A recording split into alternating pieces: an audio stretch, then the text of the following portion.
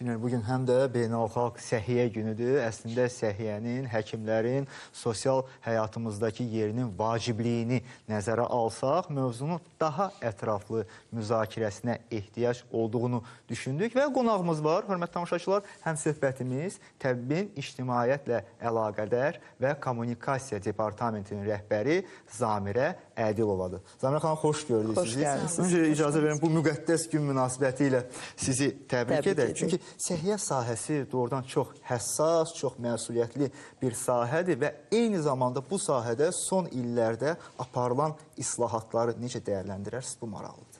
Çox sağ olun, təşəkkür edirəm. Əslində, elə veriliş əsnasında sizin süjetlərə baxanda da gördüm ki, əsasını səhiyyə, sosial məsələlərə dair məsələlər əhatə edir və bu o deməkdir ki, sizin də qeyd etdiyiniz kimi səhiyyə sahəsi, sağlamlıq mövzusu hər birimizin həyatında önəmli bir faktor rolunu oynayır. Bəli, təbii ki, bugün çoxminli tibb işçilərini, səhiyyə segmentini təmsil edən şəxsləri mən də fürsətdən istifadə edib təbrik edirəm və onlara əzmkar fəaliyyətindən dolayı təşəkkür edirəm. Qalda həyata keçirilən işlərə, sözün düzü bu haqda danışsaq kifayət qədər vaxt aparmış olacaq, amma mən qısa olaraq qlobal məsələlərə diqqəti çəkmək istəyirəm. Bilirsiniz ki, təbib Azərbaycan Respublikası Prezidentinin müvafiq fərmanı ilə 6 il öncə yaradılıb və bununla da Azərbaycanda bir çox xarici ölkələrdə olduğu kimi qlobal modern səhiyyə modelinin yaradılmasının əsası qoyulub. Bu o deməkdir ki, səhiyyə idarə edilməsində yeni bir era başlayıb. Biz təbib olaraq tabeliyimizdə olan dövlət tibb müəssisələrində xidmət çeşidinin artırılması, keyfiyyətinin artırılması, pasiyent məmnuniyyətinin genişləndirilməsi və tibb müəssisələrinin fəaliyyətinin vahid mərkəzdən optimallaşdırılması, idarə edilməsi ilə yanaşı, eyni zamanda onların strukturunun göstərdiyi xidmətlərin keyfiyyətinin artırılmasında da cavabdehlik daşıyırıq. Yəni, bizim bu illər ərzində gördüyümüz xidmətləri belə optimallaşdırsaq, bunlardan ibarətdir. Təbii ki, əhaliyə keyfiyyətli, vaxtında və əhatəli tibbi xidmətlərin göstərilməsi bizim fəaliyyətimizin əsas istiqamətlərini təşkil edir. Bunun üçün də Bakı şəhəri başda olmaqla, regionlarda da mövcud olan səhiyyə infrastrukturlarında, tibb müəssisələrində daimi əsaslarla islahatlar həyata keçirilir. Bildiyiniz kimi, biz daha çox səhiyyə idarə edilməsinin optimallaşdırılmasının tərəfdarıyıq. Bura daxildə həm maddi texniki bazanın gücləndirilməsi, eyni zamanda kadr potensialının artırılması, keyfiyyət baxımından onların daha müasir trendlərə və tendensiyalara uyğunlaşdırılması, eyni zamanda da belə deyək, dərman, tibbi sərf təminatının ən yüksək səviyyədə təmin edilməsi. Bəli, burada bir üstünlük ondan ibarətdir ki, hər birimiz Azərbaycan vətəndaşı olaraq şanslıyıq ki, tibbi xidmətlərin əksəriyyətini biz pulsuz şəkildə əldə edə bilirik. Hətta bugün ən çox bahalı, dəyəri kifayət qədər yüksək və mürəkkəb əməliyyatlar icbari tibbi sığorta çərçivəsində pulsuz olaraq əhaliyə təmin edilir. Və Azərbaycan hökumətinin ədalət prinsipləri çərçivəsində bugün də Azərbaycan Respublikasının bütün vətəndaşları sığortalı hesab olunur. Yəni, adətən sual oluna bilər ki, işləyən və işləməyən əhali kateqoriyasına bu necə şamil olunur? Hələ ki, o ədalət prinsiplərini təmin olunur və hər kəs pulsuz olaraq tibbi xidmətlərdən istifadə edə bilər. Mən sizin diqqətinizə bəzi rəqəmləri çatdırım, sizin sorğunuz da var. Bəli, siz düzgün qeyd elədiniz ki, bugün həqiqətən dövlət tibb müəssisələrinin müraciət sayında kəskin artım qeydə alınıb. Bu, bir tərəfdən bizim üçün pozitiv çalardır. O baxımdan ki, müəssisələrə müraciət sayı var və xidmət göstərilir. Deməli ki, xidmətdən məmnunluq səviyyəsi də var ki, əhaliyə təkrar və daha çox halda müraciət edə bilər. Digər bir halda, yəqin ki, hər birimizin aktual məsələlər, müəyyən növbələrin yaradılması məsələsi var.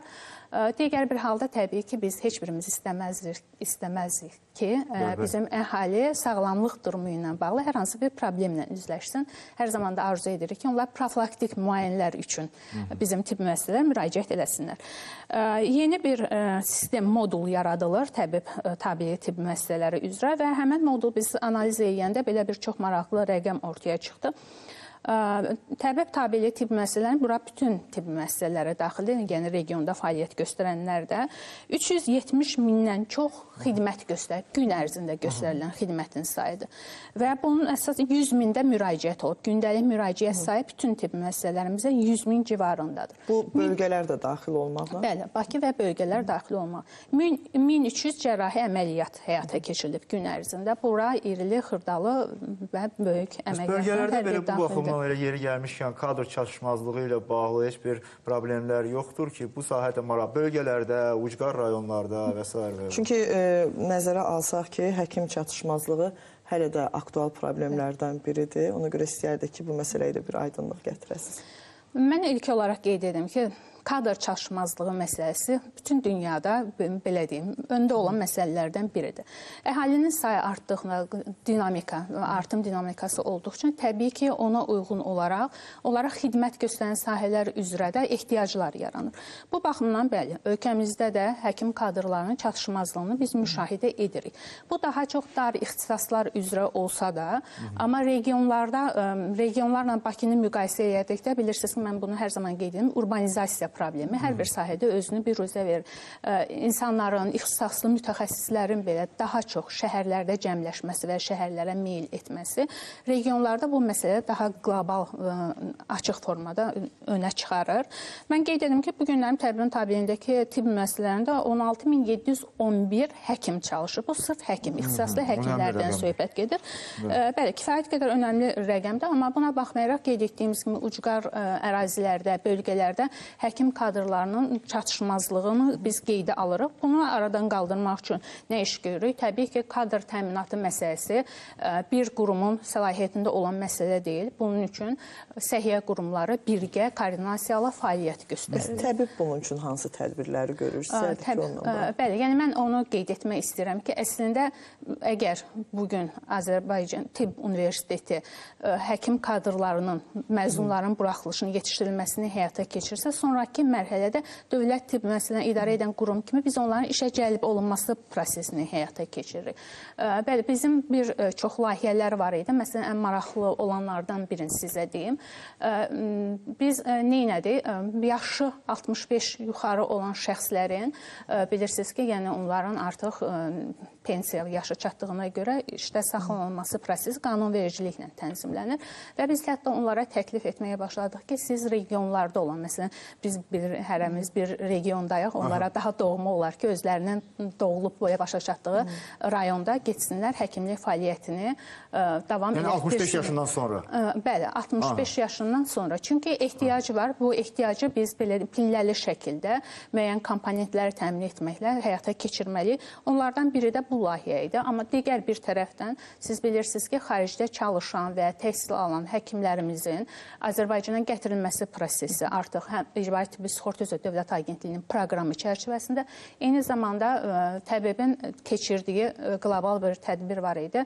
Dünya Azərbaycanlı təbiblərinin simpoziumu. Onun çərçivəsində bir neçə həkim Azərbaycana gəlib və hətta regionlarda da fəaliyyətlərini davam etdirirlər hazırda.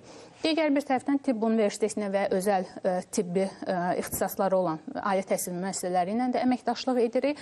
Hətta Tibb Universitetinin yuxarı kurs tələbələrini biz tabeliyimizdəki tibb müəssisəsi həm təcrübəyə cəlb edirik, orta tibb işçisi kimi, daha sonra isə onların həkim kimi işə cəlb olması prosesinə rəvac veririk. Zamirə xanım, siz qeyd etdiniz ki, bir qədər əvvəl yaşı 65-dən yuxarı olan həkimlər də hətta müraciət edib yaşadıqları ərazi üzrə bölgələrdə həkim kimi fəaliyyət göstərə bilərlər. Və mən əminəm ki, hal-hazırda qaynar xəttimizə suallar gəlir ki, yəni bunun üçün onlar nə etməlidirlər? Hər hansısa bir imtahandan keçməlidirlər, yoxsa bu hansı şəkildə həyata keçirilir? İlk növbədə təbii ki, onlar təbibə müraciət etməlidirlər. Bundan sonraki mərhələ onların sertifikasiyasının qüvvədə olub-olmaq. Bilirsiniz ki, həkimlər müəyyən müddətdən sonra qanunvericiliyin sertifikasiyadan keçməlidirlər. Məsələn, yaş senzi tətbiq olunur, amma onların sertifikasiya müddəti hələ davam edir. Bu halda onlar işə cəlb olunurlar.